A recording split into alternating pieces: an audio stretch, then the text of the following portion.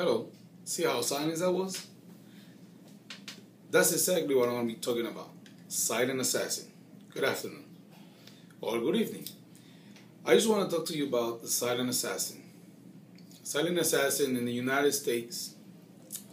From the people from 40 to 60 years old, they suffer from silent assassin. 68% of the population from 40 years old to 60 years old. In Puerto Rico, the population from 40 to 60 is about 71% of this population suffer from the silent assassin. What exactly is silent assassin?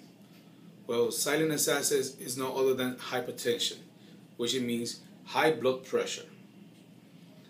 The population, the people that suffer high blood pressure, doesn't realize how serious this condition is, how difficult it is to live with this condition. Most of the cases, the study have showed that people don't comply with treatment, taking it serious how this condition is. That's why they call it the silent assassin. Before you know it, strikes and it kills you.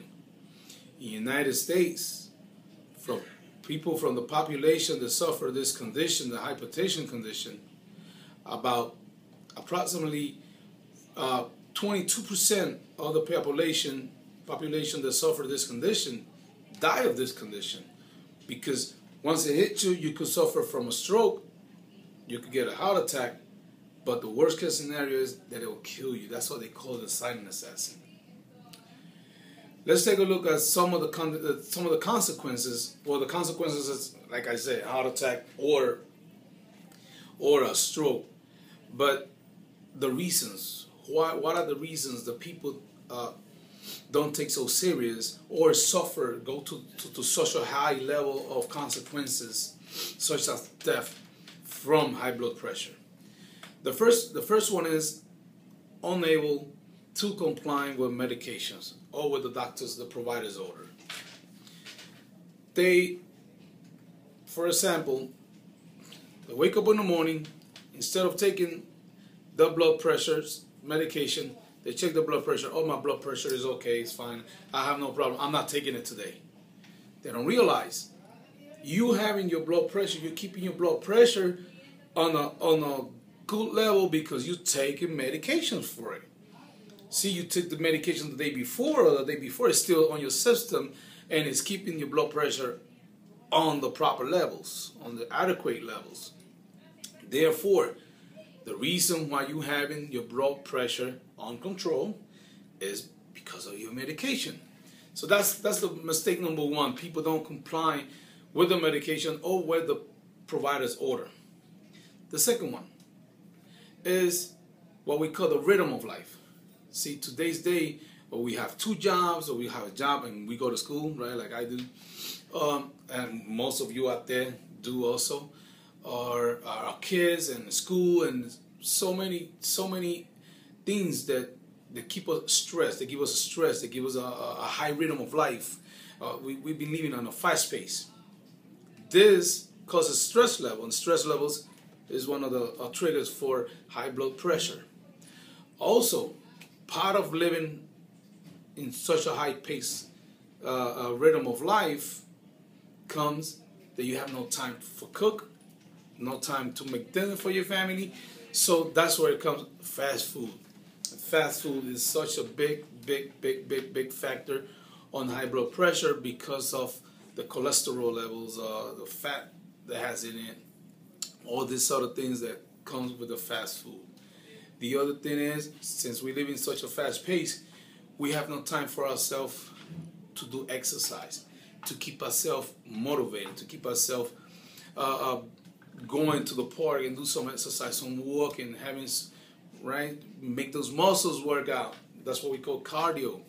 Talking about exercise, and I left it for last but not least, is because when you do exercise, see, our heart is part of muscle. It's got muscles, it's got myocardial, it's got it's like our pump.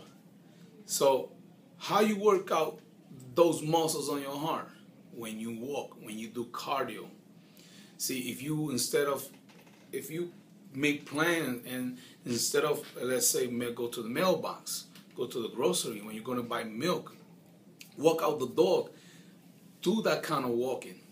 See, you might be stressful all day and doing all sorts of things, but that's not enough cardio to help your heart, to help the muscles of your heart.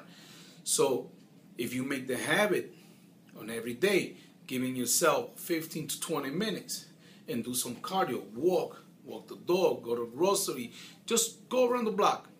That's you doing a directly exercise to your heart.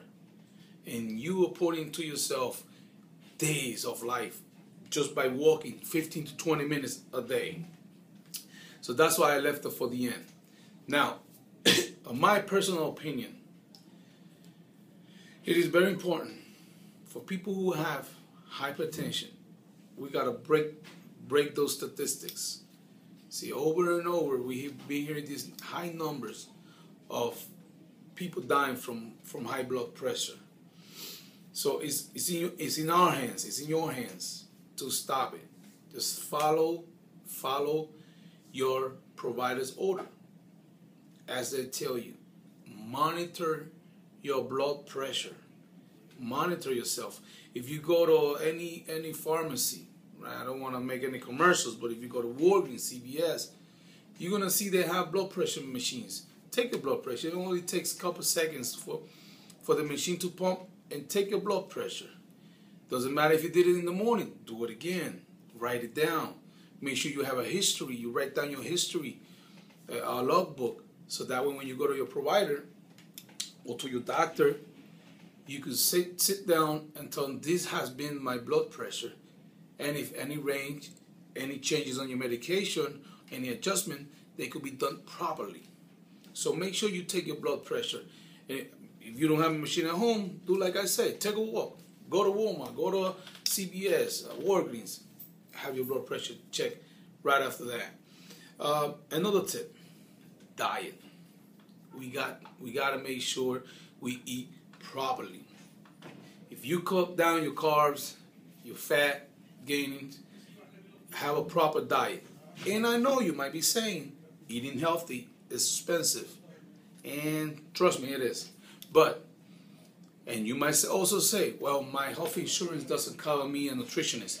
True, but now you go to the website, you Bingo or Google it, any search bar, and you could write down a proper diet for high blood pressure or cheap diets for high blood pressure.